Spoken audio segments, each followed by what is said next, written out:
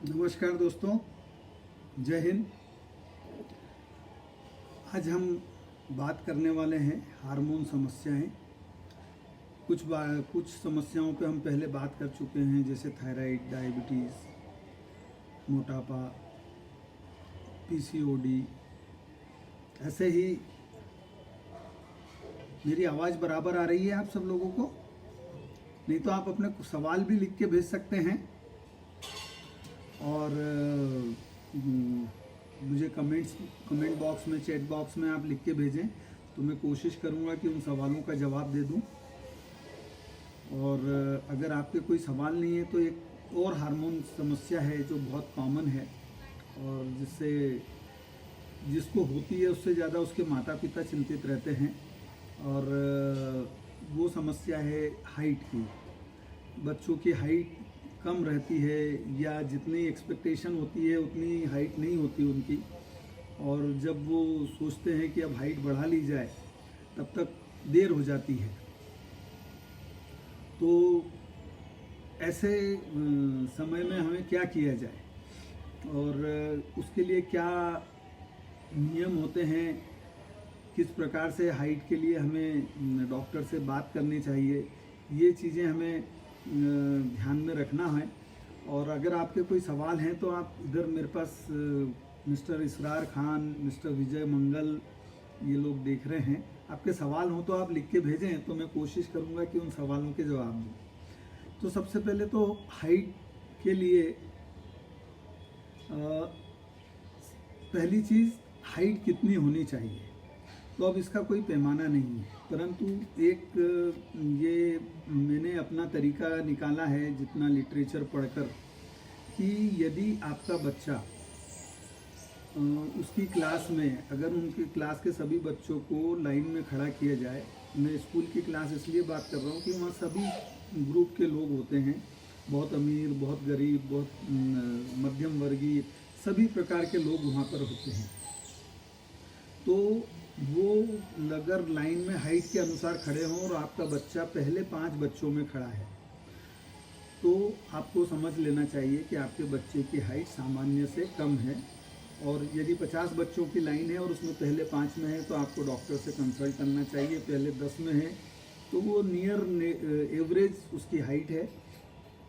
परंतु अगर 100 बच्चों की हाइट लाइन लगी है और उसमें सबसे आगे 5 बच्चों में या 10 बच्चों में, तो आपको डॉक्टर को कंसल्ट करना चाहिए।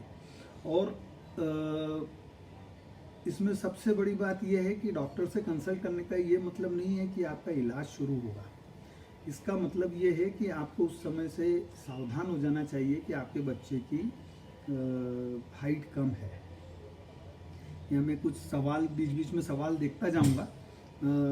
आरती ठक्कर, मोस्ट वेलकम। प्रेमिला पुनीवाला, आपका भी स्वागत है।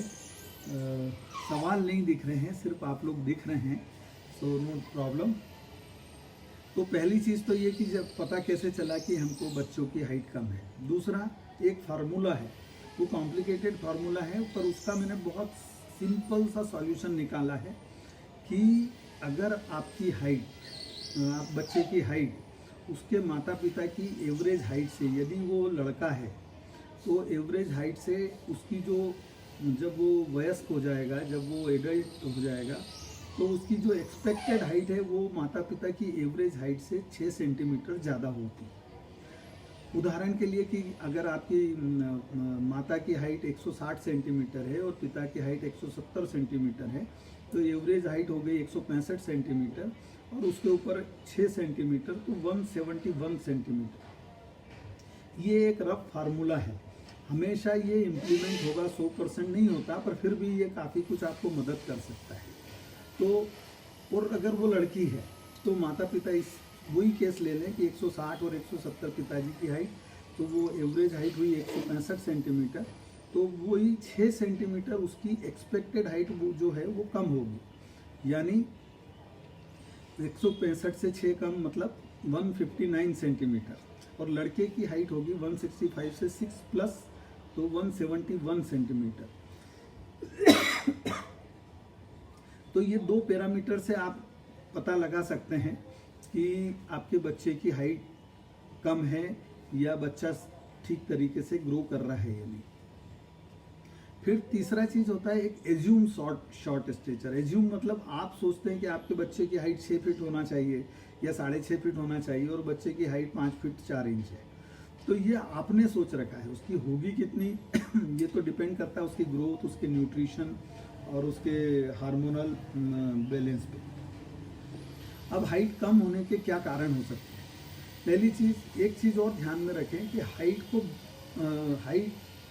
कितनी होगी इसको आप रोक नहीं। जैसे कोई बहुत लंबा हो व्यक्ति है तो 6 फीट 8 इंच और बढ़ता चला जा रहा है, तो उसको आप रोक नहीं सकते बशर्ते कि उसको कोई ग्रोथ हार्मोन या पिट्यूटरी ग्लैंड का ट्यूमर नहीं हो। तो आपको हाइट रोकने की कोई तरीका नहीं होता। पर हाइट कम होने के बहुत सारे कारण हैं कि उसका खान पान ठीक नहीं है, उसको न्यूट्रिशन, उसको प्रोटीन्स, उसको सप्लीमेंट्स सब ठीक से नहीं मिले हों। वो मोटा हो, अगर बच्चा मोटा होता है तो उसमें जो ग्रोथ हार्मोन जिससे हाइट बढ़ती है उसका इफेक्ट कम हो जाता है, तो वो इफेक्ट कम होने की वजह से उसकी हाइट, अल्टीमेट हाइट कम रह जाती है। तो ये एक चीज़ उसमें ध्यान रखने की है। एक तो कोई सवाल नहीं, रजनीश पाटीदार जी आए हैं, सवाल नहीं है। फिर ग्रोथ हार्मोन की कमी हो किसी व्यक्ति में तो उसकी हाइट कम रह सकती है। माता पिता खुद छोटे हों, उनकी हाइट बहुत कम है तो जेनेटिक कारण होता है जिसकी वजह से उसकी हाइट कम रह जाती है। फिर सेक्स हार्मोन्स की कमी हो तो भी ऐसा हो सकता है। थायराइड हार्मोन हाइपोथायराइडिज्म हो जिसके बारे में हम पहले बात कर चुके हैं तो भी उसकी हाइट कम रह सकती है। जब ग्रोइंग पीरियड रहता है विटामिन डी और B12 विटामिन की डेफिशिएंसी हो तो भी बच्चे की हाइट कम रह सकती है। फिर कई प्रकार की हड्डियों की बीमारी या कार्टिलेज की बीमारी होती है तो उसमें हाइट नहीं बढ़ती है। कुछ सवाल हैं नहीं, रोमा नोतानी हैं और अलका जैन है, थैंक यू, आप लोग आए हैं। पर सवाल नहीं है, मैं अपनी बात शॉर्ट स्टेचर पे ही कंटिन्यू कर रहा हूँ। तो ये कारण हो सकते हैं hypothyroidism, vitamin B, vitamin D, protein की कमी, बोन्स की बीमारियां, कार्टिलेज की बीमारियां, जेनेटिक यानी माता पिता छोटे हैं तो बच्चा छोटा होगा, और या फिर ग्रोथ हार्मोन की डेफिशिएंसी या मोटापा। तो ये कारण आपको बच्चे की हाइट छोटी रख सकते हैं। अब सवाल आता है कि क्या हाइट बढ़ाने की, एक सवाल है, क्या हाइट बढ़ाने की कोई उम्र सीमा है? हाँ, ये बड़ा अच्छा सवाल है और मैं इसका जवाब भी देता हूँ। उसके पहले कि हाइट के लिए डॉक्टर से कब संपर्क करें। कई लोग सोचते हैं 15 साल तक हाइट बढ़ती रहती है, कई लोग सोचते हैं 18 साल तक बढ़ती रहती है, कई लोग सोचते हैं 21 साल तक तो बढ़ती है। मेरे पास ये सब पेशेंट्स आते हैं और ये सब उन्हीं के विचार में बता रहा हूँ कि ये ऐसा लोगों के मन में भ्रांतियाँ हैं। तो हाइट बढ़ाना है, अगर आपको लग रहा है, जैसा मैंने जो फार्मूला बताया कि अगर क्लास में वो पहले 5 बच्चों में खड़ा होता है और या फिर उसकी माता पिता के हाइट काफ़ी कम है तो वो चाहते हैं कि उनका बच्चा हाइट कम ना रहे, तो आपको जल्दी से जल्दी डॉक्टर से संपर्क करना चाहिए। आप कह सकते हैं कि 5वें साल में या 6ठे साल में, पर 10 साल की उम्र से पहले अगर आप संपर्क करेंगे, क्योंकि हाइट एक दिन में नहीं बढ़ सकती है। तो हाइट बढ़ाने के लिए हमें समय लगता है, कम से कम 2 या 3 साल। और अगर वो इपीफिशियल फ्यूजन हो जाता है, जो कि लड़कों में 14 से 13 साल की उम्र के बाद कभी भी हो सकता है और लड़कियों में उसके पहले ही हो जाता है, लड़कियों में थोड़ा जल्दी होता है। तो ये हमें कुछ चीज़ें ध्यान रखनी चाहिए कि डॉक्टर को जल्दी से जल्दी दिखाएं। 10 साल की उम्र के पहले, 15 साल तक वेट नहीं करें, क्योंकि 15 साल तक आपने वेट किया और उसके बाद हाइट नहीं बढ़ी तो फिर आपके पास समय बहुत कम बचता है।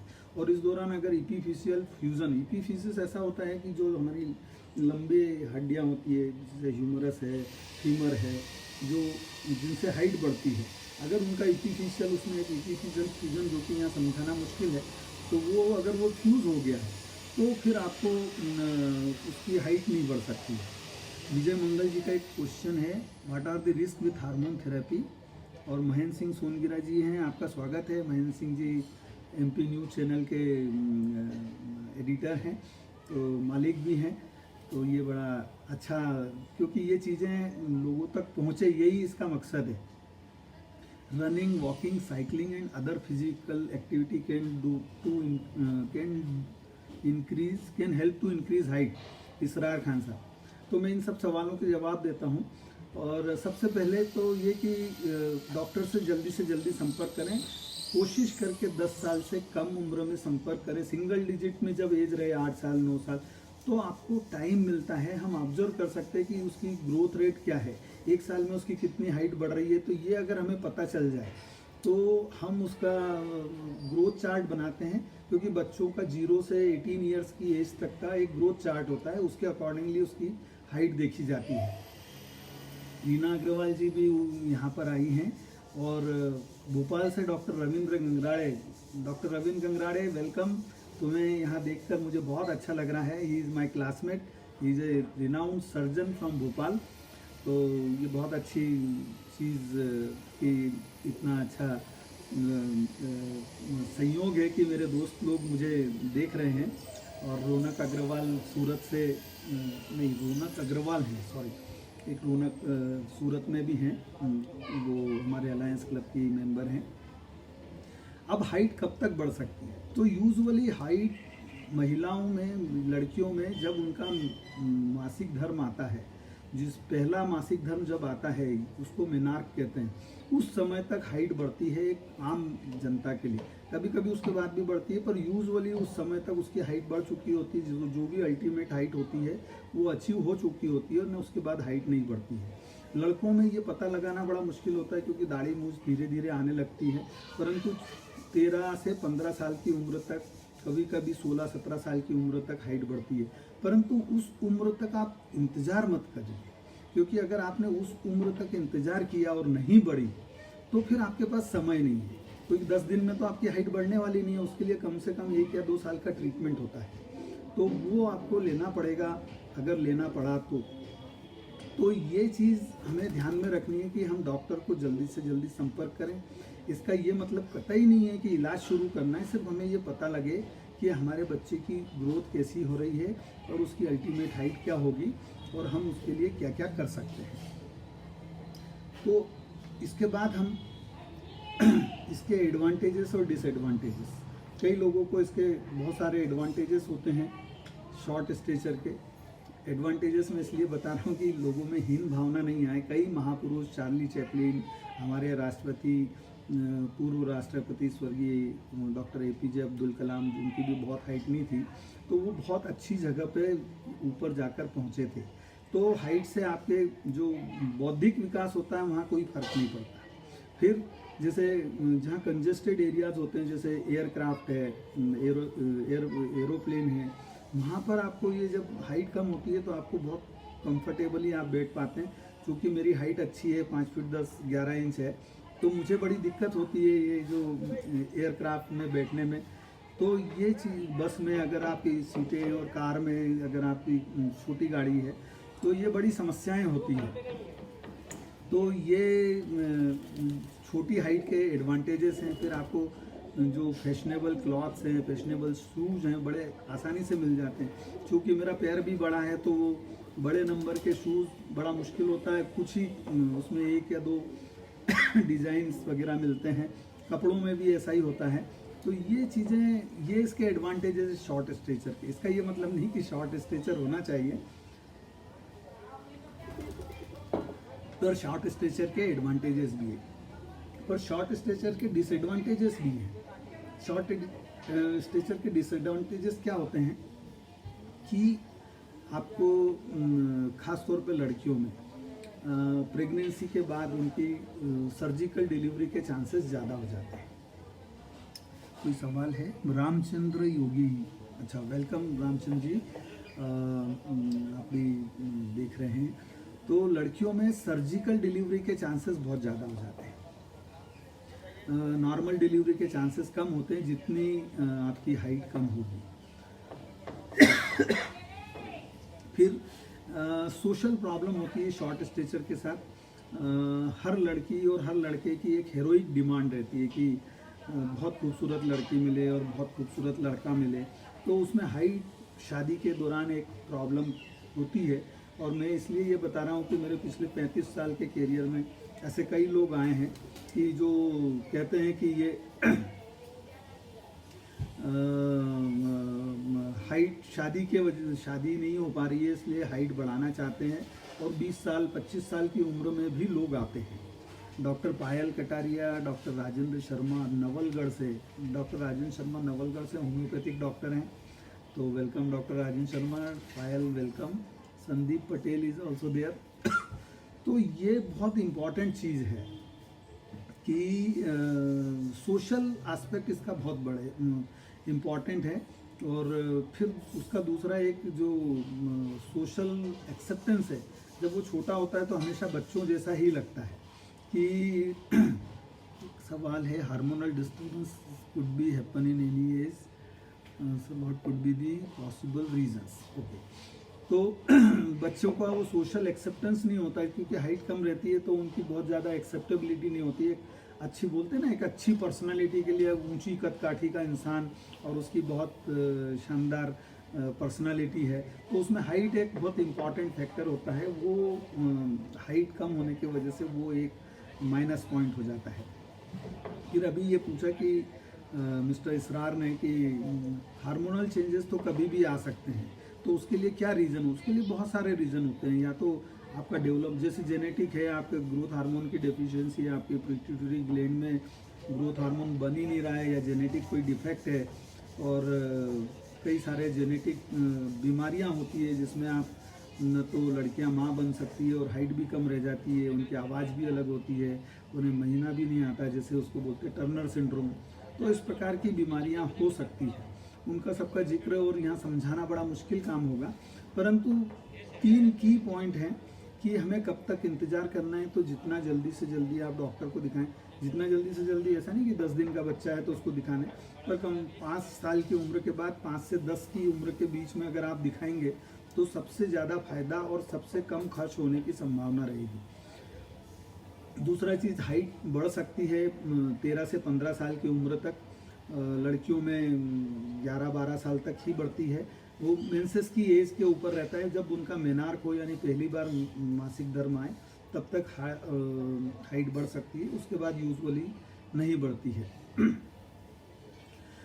तीसरा चीज़, आपको हाइट पता लगना है तो मैंने उसका फार्मूला बताया कि माता पिता की एवरेज हाइट से लड़के की 6 सेंटीमीटर ज़्यादा और लड़की की 6 सेंटीमीटर कम।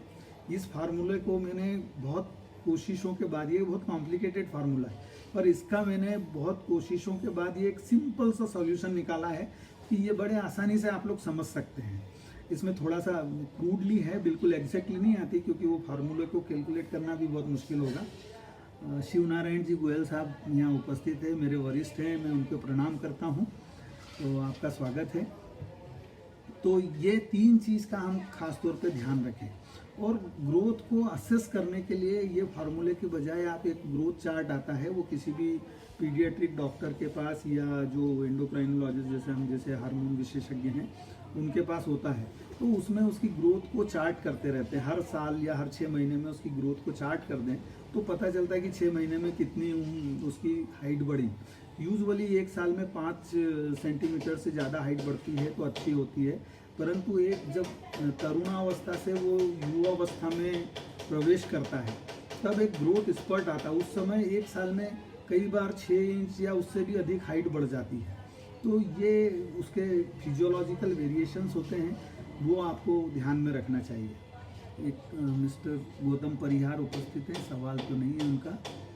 जय हिंद कह रहे हैं जी, जय Hind, thank you very much.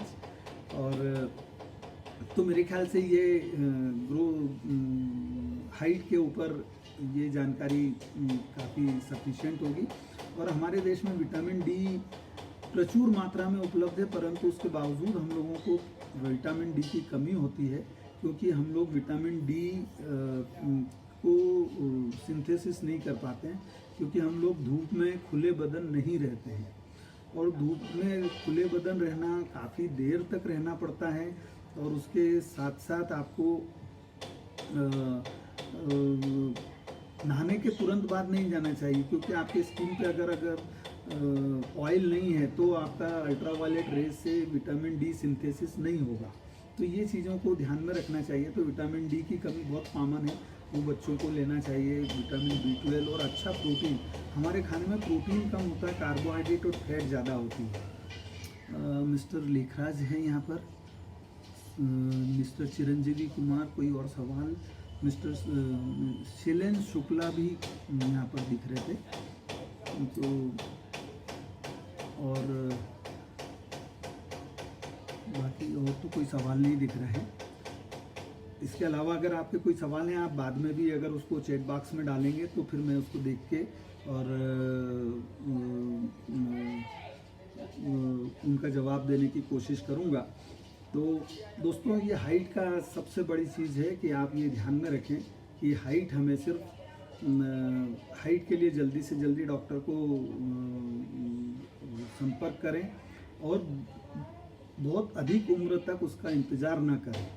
फिर रश्मि अग्रवाल इज देयर, रजनीश पाटीदार, मेरा इंसुलिन रेजिस्टेंस 10 टाइम ज़्यादा बताया था डॉक्टर ने। हाँ, तो ये इंसुलिन रेजिस्टेंस जो होता है वो मेटाबॉलिक सिंड्रोम का एक कारण बनता है, और इंसुलिन रेजिस्टेंस के वजह से डायबिटीज़ और मेटाबॉलिक सिंड्रोम, जिस पे हम पहले बात कर चुके हैं, मेरा वीडियो वो सेव भी होगा फेसबुक पे, तो वो आप देख सकते हैं। तो इंसुलिन रेजिस्टेंस जब होता है तो आपको प्री डायबिटिक स्टेज हो जाती है और आपका ग्रोथ हार्मोन उतना इफेक्टिव नहीं रहता, इसलिए आपका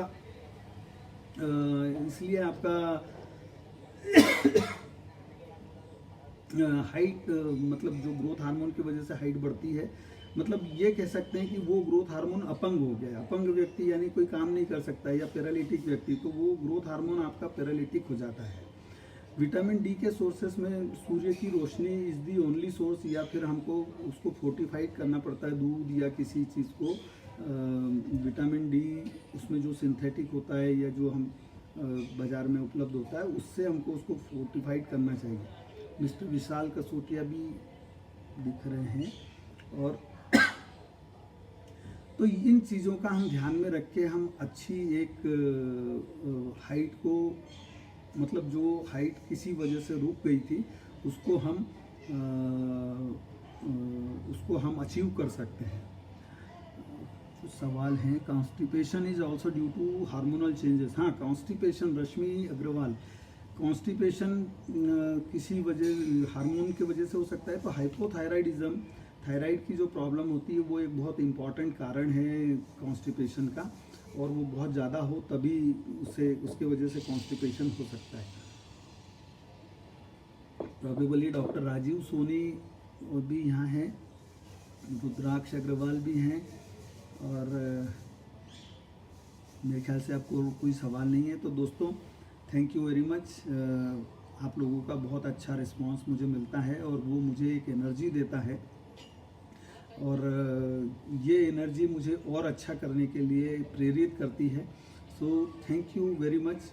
और डॉक्टर हरिनारायण कटारिया भी आए हैं, थैंक यू हरिनारायण। और इसमें लड़का और लड़की की हाइट, एक सवाल है कि लड़के की हाइट कब, इस उम्र में कितनी होनी चाहिए? तो इस उम्र में लड़के की हाइट से संबंध नहीं होता कि 12 साल में लड़के की हाइट इतना होना चाहिए। वो एक ग्रोथ चार्ट रहता है, जैसे 100 बच्चों का एक नॉर्मल 100 बच्चे रहते हैं, उनकी हाइट के आधार पर उसको बनाया जाता है। तो उसमें जैसे वो मैंने बताया ना, 100 बच्चों की लाइन अगर पहले 10 में है तो उसकी हाइट नॉर्मल से, एवरेज से कम है, और आपको डॉक्टर से संपर्क करना चाहिए। और अगर वो पिछले 10 बच्चों में है, यानी सबसे लंबे बच्चों में है, तो उनका कोई इलाज नहीं किया जा सकता, पर उनकी हाइट बहुत अच्छी है। तो ये चीज़ें आपको ध्यान में रखना है। और इसी प्रकार से अगर आप एक रोड मैप बना के चलेंगे, एक चार्ट ले लीजिए, ग्रोथ चार्ट आप इवन नेट से भी डाउनलोड कर सकते हैं, या किसी अपने जो भी आपके डॉक्टर हैं उनसे आप उस ग्रोथ चार्ट को ले सकते हैं, और उस ग्रोथ चार्ट के अनुसार आप उसकी हाइट को मार्क करते जाइए। और अगर आपको लगे कि वो बिलो एवरेज है तो आप डॉक्टर से संपर्क करिए। ये एक बहुत और सिंपल सा इसका सॉल्यूशन हो सकता है। तो दोस्तों, थैंक यू वेरी मच। जय हिंद, जय भारत।